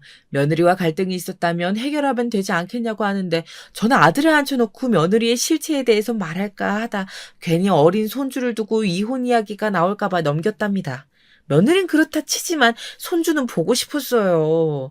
며느리가 워낙에 지식이 전무한 상태로 손주를 키우기도 했고 하루가 멀다 하고 놀러 나가고 싶어 했길래 아유 잘 지내고 있을까 걱정스럽기도 했지요. 하지만 제가 더 개입하면 이대로 평생 끌려다니는 꼴밖에 되지 않을 것이기에 베이비시터라도 고용했을 거라며 마음을 추스리고 있었답니다. 그러다 놀랍게도 저는 다시 그 지옥 같은 곳으로 제 발로 들어가고 말았는데요. 안사돈과 며느리가 저를 무턱대고 찾아왔습니다. 이번에는 아들도 함께였지요. 오랜만에 보는 아들의 안색이 너무나 초췌한 게 먼저 보이더군요. 마음고생을 많이 했는지 계속 며느리 눈치만 보고 있더군요. 어머님 집안일도 제가 다 맡아 할게요. 아이 키우는 것도 제가 보고 배울게요. 그러니 다시 집에 돌아와 주세요. 네? 제가 잘못했어요, 엄마. 딸이 잘못 저지를 수도 있는 거잖아요. 용서해 주시면 안 돼요? 그래요, 사돈. 내가 좋게 좋게 풀려고 여기까지 왔어요. 우리 아이가 사돈 어른에게 조금 무례하게 군 것 같은데 단단히 교육시켜 놓았어요. 그러니 걱정하지 않으셔도 됩니다. 안사돈과 며느리는 저를 찾아와 그날 사과를 받아주지 않으면 가지 않을 기세로 계속 서 있더군요. 제 손까지 꼭 붙잡으면 눈물을 글썽이는데 모녀의 행동이 너무나 닮아 있어 속으로 소름이 끼쳤답니다. 그땐 당연히 물으려고 했지만 제 결정을 돌린 건 아들의 말이었습니다. 며느리와 안사돈에게 잠시 밖에 나가 있어 달라 하더니 아들이 저한테 따로 할 말이 있다고 하더라고요. 엄마, 정말 죄송해요. 저도 드릴 말이 없어요. 근데 제가 병원 사정이 요즘 많이 안 좋아요. 장모님 도움이 필요해요. 아들은 장모님 도움이 필요하다는 그 말을 하며 고개를 푹 수그렸습니다. 아들의 수많은 그림 속에 얼마나 많은 화환과 상념이 스쳐 지나가던지요. 속으로야 눈치 보지 말고 당당히 살라고 말하고 싶었다만 병원 운영을 포기하고 싶지 않아 하는 아들의 속내를 누구보다 잘 알고 있었기에 그런 말조차 꺼낼 수가 없었답니다. 결국 그날 전 짐을 싸 다시 며느리 집으로 향하게 되었고 아들의 죄스러운 얼굴에 괜찮으니 걱정하지 말라라는 말로 애써 힘껏 아들의 마음을 다독였어요. 그런데 참 사람의 일이란 이래서 신기한가 봅니다.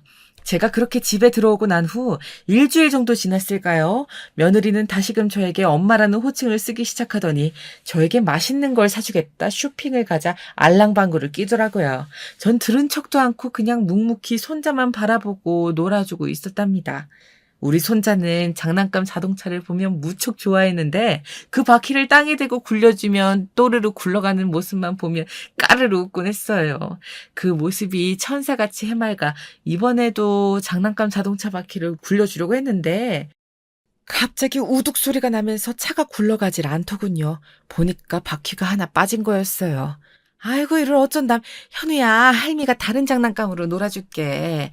이건 버려야겠다 싶어 장난감 박스에서 다른 장난감을 고르던 중 갑자기 며느리가 저에게 와서는 장난감을 들며 버럭 소리를 지르더군요. 이거 어머님이 한 짓이에요? 어머님 이게 얼마짜리인지 아세요? 그게 얼마짜리인진 모르겠다만 내가 너한테 장난감 망가질 것 같다고 하지 않았니?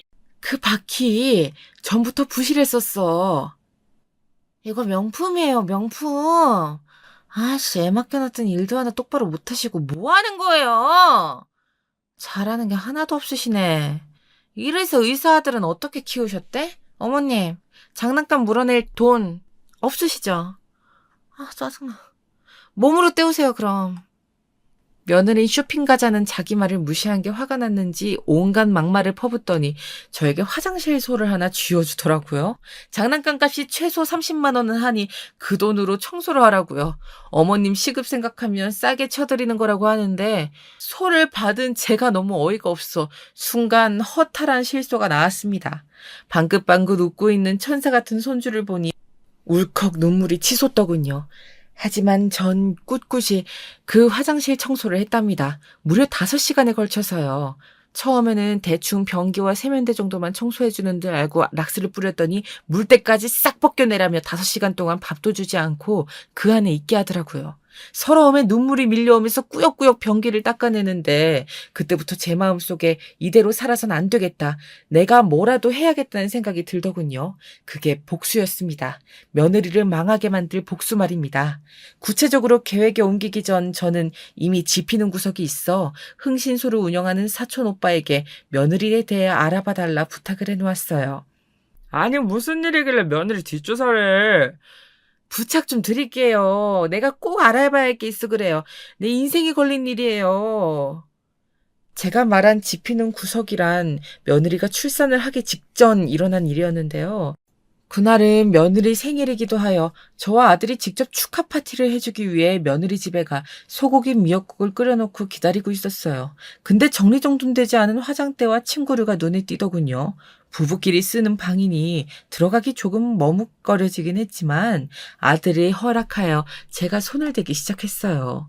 며느리가 올 시간에 맞춰 준비한 깜짝 파티였기에 아들은 밖에서 케이크를 준비하고 저는 정신없이 화장대를 정리하는데 향수병 하나가 눈에 띄더라고요. 이니셜이 각인된 향수였는데 신기하게 S.J라고 각인된 향수였습니다. 보통 누군가를 각인할 땐 자기의 이름을 각인하곤 하잖아요. 그런데 다른 이름이니 조금 특이하다고 생각했던 것 같아요. 아무쪼록 화장대 정리를 마치고 며느리가 들어오길 숨죽여 기다리고 있는데 저 멀리서 며느리로 생각되는 목소리가 들리더라고요. 어찌나 크게 통화를 하는지 비밀번호를 누르며 전화를 하는데 그 목소리가 제가 있는 곳까지 전해지더군요. 그래, 지금 내가 얼마나 편하게 생활하고 있는지 모를 거야. 아무튼 내가 조만간 당신 집으로 갈게. 나도. 아들은 듣지 못했지만 며느리는 분명 당신이라고 부르며 전화를 하는데 저도 모르게 케이크를 들고 있던 손이 이상하게 떨리더군요. 거기다 스피커폰이라 상대편 목소리까지 들렸어요. 언뜻 들리는 목소리가 남자 목소리였는데 느낌이 좋지 않았습니다. 일단 그날은 평소 준비한 깜짝 파티를 하고 행복한 시간을 보냈지만 아무래도 마음에 걸렸습니다. 그래서 알아보았는데 제 생각 이상의 결과가 나오고야 말았습니다. 차라리 조사하지 말 걸 후회할 만큼이요. 당시 제가 조심스레 물었을 때 며느리는 그 사람을 남자인데 같은 동네에서 자라 허물없이 대하는 친구 관계라고 했는데 실상은 사실혼 관계에 있던 사람이더라고요. 그러니까 동거 형태로 무려 5년을 지낸 사이였습니다. 역시나 향수병에 있는 그 각인된 이니셜 글자는 상간남이 맞았고요. 미자야, 네 며느리 아주 보통이 아니더라. 그 남자를 지금도 만나고 있어. 아우, 이거 아주 악질인데? 너 하려는 복수가 뭔진 몰라도 내가 두 팔 걷어붙이고 도와줄게. 사촌 오빠의 말에 따르면 심지어 아직도 그 남자 집을 들락거리기까지 하며 알콩달콩한 시간을 보내고 있다 하더군요. 이걸로 외도 증거는 다 잡아놓은 거나 다름없었습니다. 그 다음 저는 조심스레 아들을 집으로 불러 이 모든 사실을 다 밝혔습니다. 제가 5시간 동안 화장실에서 당했던 일들도 함께 말입니다. 이래도 며느리와 계속 살겠다는 말에 내심 아들이 병원에 대한 욕심을 버리지 못하면 어쩌나 노심초사했는데 아들은 화장실에서 무릎을 쪼그리고 청소를 하는 제 모습이 담긴 영상을 보더니 손을 부들부들 떨더군요. 그리고는 눈물을 쏟으며 이런 여자와는 당장 이혼하겠다고 선언했습니다. 엄마, 너무 죄송해요. 엄마가 이런 일을 당하는 줄도 모르고 제 생각만 했어요. 제가 불효자입니다. 아들은 제가 생각지 못했던 친자검사까지 해보겠다고 하더라고요. 친자검사가 일치하지 않으면 법정에서 더 유리할 거라고 말이지요. 사랑스러운 손주가 상간남과의 사이에서 태어났다는 사실은 생각만 해도 너무 괴로웠으나 며느리가 받아야 할 벌은 모조리 다 받게 하고 싶었습니다. 저는 그때부터 내가 세상을 뜨는 한이 있다 하더라도 뭐든 다 하겠다는 각오로 며느리 집을 찾아갔어요. 아무래도 제가 안 와 친구들과 못 놀고 있다며 문자통으로 난리를 치고 있었거든요. 제가 상간남과 있던 사진들을 거실 바닥에 흩뿌리자 며느리 안색이 새파래지더라고요. 어머님, 이거 저 아니에요. 어디서 이런 사진을 은큼하게 찍어와가지고, 저 아니라고요. 아니라고? 정말 아니라 말할 수 있니? 너 내 손주가 친손주가 아니란 사실까지 드러나면 니년 머리털을 다 쥐어 뜯어 놓을 거야. 알았어? 제게도 이런 성격이 있었는 줄 미처 몰랐는데요. 저는 그 자리에서 며느리 뺨을 무려 연달아 3대를 쳤습니다. 맞고도 부들부들 떨며 아무 말 못하는 며느리를 뒤로하고 나오면서 얼마나 속이 시원하던지요. 마음 같아선 변기솔로 얼굴을 헤집어 놓고 싶은 심정이었기에 안타까움마저 들더라고요. 복수는 이에 그치지 않고 사촌 오빠의 도움으로 며느리가 운영한다는 쇼핑몰과 더불어 커피숍에 관해 글을 올리기까지 했답니다. 큰 타격이 있었던 것 아니지만 누군가 저를 도와주고 있다는 사실만으로도 감사했어요. 상간남과는 어떻게 되었냐고요? 알고 보니 그 상간남이 아이 2을 가진 유부남이었더라고요. 아들이 없는 시간을 골라 그 집에 직접 가선 며느리와의 관계를 낱낱이 까발렸답니다. 결국 그 가정도 파탄이 나고 며느리와 아들의 관계도 정리가 되었지요. 그리고 안사돈이 저를 찾아와 감히 자기 딸 뒤에 이혼이란 꼬리표를 붙이게 했으니 자기도 가만히 있지 않겠다고 하는데 우스워 소금을 가져와 면상에 뿌려줬습니다. 소금에 맞고 쫓겨나는 꼴을 보고 아들과 저는 한바탕 웃었답니다. 하지만 웃지 못할 사실이 있었으니 손주가 상간남과 며느리 사이에 태어난 아들이었단 거예요. 그 사실엔 저도 아들도 억장이 무너질 것 같더군요. 그 이후 며느리의 집안이 어떻게 되었는지 알 길은 없어요. 대대로 부자였으니 잘 살 수도 있겠죠. 또 다른 남자를 골라 살 수도 있었겠고요. 하지만 이 정도 복수를 하고 끝낸 것만으로도 전 충분히 만족한답니다. 매일 이혼한 여자들 뒷담화했던 며느리가 그 신세가 되었으니 자존심에 얼마나 스크래치가 났겠어요. 그래서 후회가 없답니다. 요즘은 돌아온 아들에게 고마운 마음도 큽니다. 이혼 소송이 마무리되고 아들은 저에게 이런 말을 하더군요. 엄마가 아니었으면 내가 출세에 대한 욕심을 버리지 못했을 거예요. 병원에 대한 집착 놓게 해주셔서 감사해요. 그래, 한번 우리 다시 잘 살아보자꾸나. 전 아들과 다시 한번 잘 살아보자는 다짐을 하면서 그렇게 화해 아닌 화해를 했답니다. 앞으로도 저와 아들 잘 살아갈 테니 지켜봐 주세요. 후기를 들려줄 수 있는 기회가 생긴다면 또 찾아오겠습니다.